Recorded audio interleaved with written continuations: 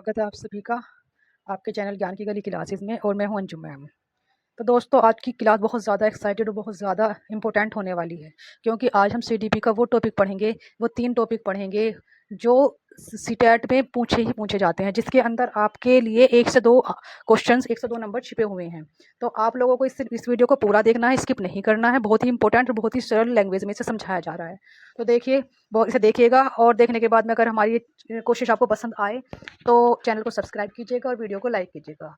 तो चलिए स्टार्ट करते हैं। ZPD क्या पढ़ने वाले हैं देखिएगा। आज हम पढ़ने वाले हैं ZPD को, इसके फोल्डिंग को और MKO को, है ना, क्योंकि ये बहुत ज़्यादा इंपॉर्टेंट है। जितने इंपॉर्टेंट है ना उतने ही ज़्यादा ये कन्फ्यूजिंग भी हैं। तो अब हम सिर्फ इसे कुछ ही सेकंड में इसे समझ लेते हैं, है ना। तो चलिए देखते हैं क्या है ये ZPD। हम सबसे पहले तो हमें देखना है क्या ये ZPD क्या है। तो क्या है ZPD, देखिए पहले एक क्वेश्चन बनता है, आपका कई बार पूछा जा चुका है कि ZPD का फुल फॉर्म क्या है, फुल फॉर्म बताइएगा। और आगे भी पूछी जा सकती है। तो क्या है ZPD, क्या होता है। तो ZPD की फुल फॉर्म है जोन ऑफ प्रोक्सिमल डेवलपमेंट। क्या है ZPD की full form, zone of proximal development, है ना। अब इसका मतलब क्या होता है ZPD का, देखिए मतलब है इसका बच्चा कोई काम अकेले नहीं कर पाता लेकिन किसी की मदद से कर सकता है। ये तो डेफिनेशन हो गई, शायद आपको समझ में भी नहीं आई हो कि बच्चा कोई काम अकेले नहीं कर पाता लेकिन किसी की मदद से कर सकता है ना। अब देखिएगा, ध्यान से देखते रहिएगा इस सब को। इसके जब ये पूरा लास्ट होना आएगा तो तुम्हें आपको ना इससे इसके फोल्डिंग ZPD और आपका जो MKO है उन्हें सबको एक साथ इकट्ठा करके समझा दूंगी ट्रिक के रूप में, है ना, एक ट्रिक की तरह। तो आप उसे समझिएगा, पूरी वीडियो देखिएगा। तो देखिएगा क्या कहा इसने, ZPD बच्चा कोई काम जब अकेले नहीं कर पाता तो, है ना, लेकिन उसे किसी की मदद दी जाए तो वो कर लेता है। अब ये क्या बात हुई, ये तो समझ में भी नहीं आ रहा है। देखिए इन्होंने उदाहरण भी बताया है, बच्चा अकेले 2 अंकों का जोड़ नहीं कर पाता लेकिन शिक्षक की थोड़ी मदद से कर लेता है। ठीक है, ये बात भी हमें समझ में आई लेकिन अभी भी हमें पूरी तरह समझ में नहीं आया क्या कहना चाह रहा है। इसे समझने के लिए हमें इससे पहले इसके साथ साथ इसके फोल्डिंग को समझना पड़ेगा।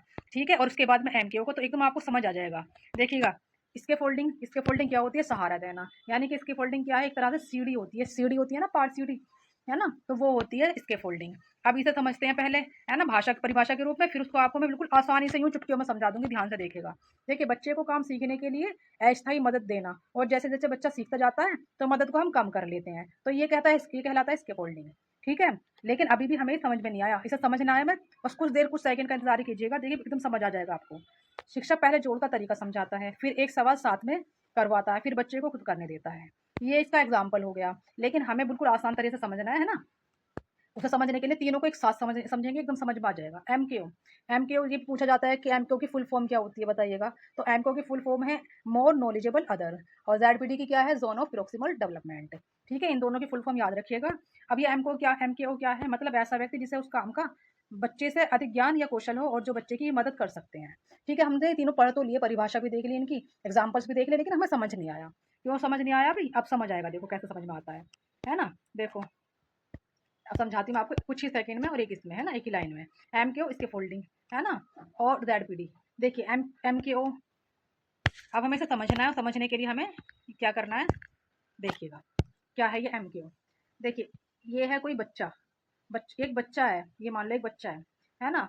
वो जब वो पैदा होता है ना तो उसे कुछ नहीं आता, और जैसे जैसे बड़ा होता जाता है वो बहुत कुछ सीख लेता है। जब वो पैदा होता है ना तो हम उसे चलना नहीं आता, कुछ नहीं आता, लेकिन वो धीरे धीरे सब कुछ सीख लेता है। तो क्या वो एकदम से सीख लेता है, नहीं। वो उसे चलने से पहले, मतलब खड़े होने से पहले उठना पड़ता है, बैठना पड़ता है, बहुत कुछ सीखना पड़ता है ना। इसे बहुत अच्छे से समझते हैं, देखिए जैसे कि वो बच्चा है, वो साइकिल, एक बच्चा है कोई, वो साइकिल नहीं चला सकता। अब उसे उसे सीखनी है साइकिल, है ना, उसे सीखनी है, मान लो यहाँ पे उसे साइकिल सीखनी है, लेकिन हम जानते हैं कि वो साइकिल सीख सकता है। हम जानते हैं, वो बच्चा जानता है कि मैं इस काम को कर सकता हूँ, मैं पता कर सकता हूँ, लेकिन वो खुद से नहीं कर सकता, है ना, खुद से वो नहीं कर सकता। तो यहाँ हमें जो है, हमें समझना है MKO को। तो ये क्या करते हैं हम लोग, जब खुद से नहीं कर सकता तो उसकी कोई मदद करेगा, शुरुआत में उसकी कोई मदद करेगा, जो मदद करता है वही कहलाता है आपका क्या, MKO। मदद करने वाला इंसान ही क्या कहलाता है, आपका MKO। अच्छा, और जो वो हेल्प है ना, वो हेल्प है, वो हेल्प ही क्या कहलाती है हमारी, इसके फोल्डिंग, क्या कहलाती है, इसके फोल्डिंग, है ना। और यहाँ हमें पता है कि वो सीख सकता है, यहाँ से यहाँ तक पहुंच सकता है, तो यहाँ से यहाँ तक पहुंचने का जो सफर है ना, वही कहलाता है आपका ZPD। इसे दूसरी तरह से समझते हैं, और भी उसी तरीके से देखिएगा क्या है ये। देखिएगा, आप लोग ना क्या कर रहे हैं, मान लो आप लोगों को CTET का एग्जाम देना है, CTET का आपको एग्जाम देना है, और आपको लाने हैं 90 मार्क्स। आपको कितने मार्क्स लाने हैं, 90 मार्क्स लाने हैं, ये वाले 90 मार्क्स लाने हैं आपको, है ना। तो अब क्या करना है, आपको 90 मार्क्स लाने हैं, और अभी आपकी प्रिपरेशन है नहीं, मान लो। तो आप अभी तैयारी करना शुरू कर रहे हैं, आप ज़ीरो पर हैं, है ना? आप अभी ज़ीरो पर हैं और आपको पहुँचना है इस 90 तक में, है ना? 90 तक में पहुँचना है। तो यहाँ से यहाँ तक पहुँचने का जो सफ़र है ना, ये तो है स्कैफोल्डिंग, वो ज़ेडपीडी, ये तो है ज़ेडपीडी, है ना? ये क्या है आपका ज़ेडपीडी। अब इसे यहाँ से यहाँ तक पहुँचने के सफ़र में मैं आपकी हेल्प कर रही हूँ, मैं आपकी हेल्प कर रही हूँ, क्योंकि आप अपनी मेहनत भी कर सकते हैं, लेकिन मान लो आप 1 नंबर से 2 नंबर से रह जा रहे हैं, तो मुझे आपको चाहिए हेल्प, आपको हेल्प की ज़रूरत पड़ेगी। तो आप मेरे पास आते हैं हेल्प के लिए, तो मैं जो आपकी यहाँ से यहाँ तक पहुँचने में हेल्प करूँगी। तो मेरी जो ये हेल्प है ना, यही हेल्प क्या कहलाती है आपकी? इसके फोल्डिंग कहलाती है। और चूँकि मैं हेल्प कर रही हूँ, तो मैं ही, क्योंकि मुझे आपसे ज़्यादा नॉलेज है, तो मैं क्या कहलाऊँगी? मैं कहलाऊँगी आपकी एमटी। ठीक है ना? यानी कोई भी ऐसा व्यक्ति जिसको सामने वाले से जो सीखने जा रहा है, उससे ज़्यादा नॉलेज है, वही कहलाता है मोर एमकेओ, मोर नॉलेज अदर्स। ठीक है ना? और वो जैसे जहाँ तक पहुँचने का उसका जो टारगेट है ना, टारगेट यहाँ से यहाँ तक पहुँचने का जो टारगेट है, जो गोल है, उसने यहाँ से यहाँ तक बना रखा है, वो है आपका क्या? स्कैफोल्ड, ज़ेडपीडी। ठीक है? और जो मैंने मदद दी है, वो क्या कहलाती है आपकी? वो कहलाता है आपका स्कैफोल्डिंग। ठीक है ना? देखो ज़ेडपीडी, कहाँ मदद की ज़रूरत है। आपको हर जगह तो नहीं है, जैसे जैसा आप स्कैफोल्डिंग में क्या होता है ना, मदद तो दी जाती है ना? हेल्प तो आपकी की जाती है, लेकिन जैसे जैसा आप सीखते जाते हैं ना, हेल्प आपकी कम कर ली जाती है। जैसे आपको साइकिल चलाने नहीं आ रही पहले, तो पहले पकड़ कर चलवाएंगे पूरा, लेकिन जैसे जैसे आपको चलानी आने लगती है, तो हम उसे छोड़ते जाएंगे, थोड़ी देर छोड़ेंगे, साथ साथ चलेंगे, फिर उसे अपने आप चलाने के लिए कहेंगे, फिर हम क्या काम, फिर पूरी तरह से हम छोड़ देंगे, बच्चा खुद ही चला के ले जा रहा है साइकिल, है ना? तो जैसे जैसे सीख लेता है बच्चा, काम करता जाता है, आगे बढ़ता जाता है, तो मदद को खींच लिया जाता है, कम कर दिया जाता है स्कैफोल्डिंग में। ठीक है ना?